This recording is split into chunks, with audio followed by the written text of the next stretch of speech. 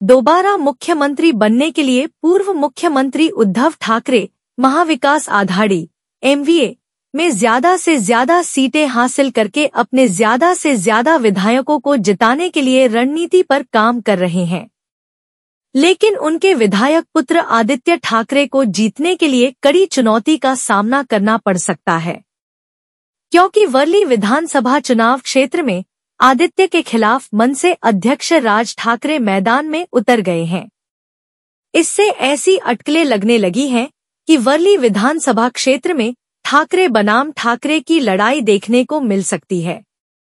आगामी विधानसभा चुनाव की पृष्ठभूमि में राज ठाकरे नए जोश के साथ चुनावी तैयारियों में जुट गए हैं। शनिवार को उन्होंने इसकी शुरुआत वर्ली विधानसभा क्षेत्र से की।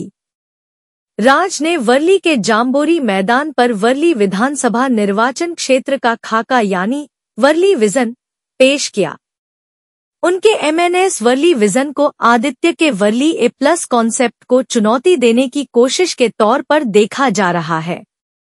बताया जा रहा है कि उनके वर्ली विजन को शिवसेना, शिंदे गुट और बीजेपी का समर्थन मिल गया है। आदित्य के चुनाव क्षेत्र में राज की एंट्री से उद्धव की शिवसेना बनाम राज की मनसे के बीच जोरदार लड़ाई देखने को मिल सकती है। फिर निशाने पर आए पर प्रांतीय राज ठाकरे ने वर्ली के कार्यक्रम में एक बार फिर से परप्रांतियों का मुद्दा उठाया। मैं यहाँ बहुत लंबा भाषण नहीं दूंगा, ऐसा कहते हुए राज ने कहा कि वर्ली की BDD चाल देखकर मुझे मेरा बचपन याद आता है। मैं बचपन में बाला साहेब और अपने पिता के साथ यहाँ आता था। बाद में उन्होंने फिर से परप्रांतियों का मुद्दा छेड़ दिया। राज ठाकरे ने सभा में उपस्थित लोगों से आह्वान करते हुए कहा कि आप लोग रोते क्यों हो?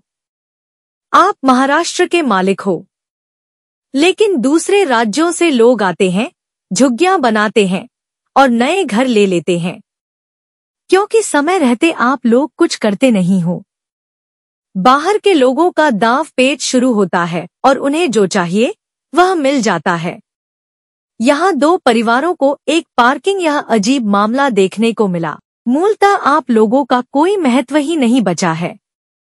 मनसे प्रमुख राज ठाकरे ने कहा कि प्रोजेक्ट आने से पहले आपसे पूछा नहीं जाता है। ऐसा सिर्फ वर्ली में ही नहीं बल्कि पूरे महाराष्ट्र में चल रहा है। हम जो करेंगे वही आपको स्वीकार करना होगा। यही मौजूदा शासकों की भावना है। एन वक्त पर 4 टुकड़े डालकर आपको शांत कर दिया जाता है। पुणे ठाणे का भी यही हाल। राज ने कहा कि एक पुणे का 5 पुणे बन गया। विकास की योजना बनती है, कोई टाउन प्लानिंग नहीं होती। हम वर्क फुट में फंस गए हैं। बिल्डर पूरा माल ले जाता है। एकजुट रहकर सभी को एक सुर में बोलना जरूरी हो गया है। राष्ट्र का निर्माण करते समय 100-200 वर्ष के बारे में सोचना पड़ता है, लेकिन आजकल शहरों की पहचान खो गई है। फ्लाईओवर और पुल शहरों की पहचान बन गए हैं। ऐसा कहते हुए उन्होंने कहा कि मैं विकास का विरोधी नहीं हूँ, लेकिन ऐसा क्यों हो रहा है? ठाणे की बात करते हुए राज ने कहा कि दुनिया में ठाणे जैसा कोई जिला नहीं है, लेकिन ठाणे के एक जिले में 8 नगर पालिकाएं हो गई हैं। राज्य के बाहर से सबसे ज्यादा लोग ठाणे जिले में आते हैं। बढ़ते शहरों के लिए सुविधाएं कहां से लाएं? यहाँ के स्थानीय लोग बेघर हो रहे हैं, तो बाहरी लोगों को गोद में कैसे लें? ऐसा सवाल करते हुए राज ने एक बार फिर से परप्रांतियों पर निशाना साधा।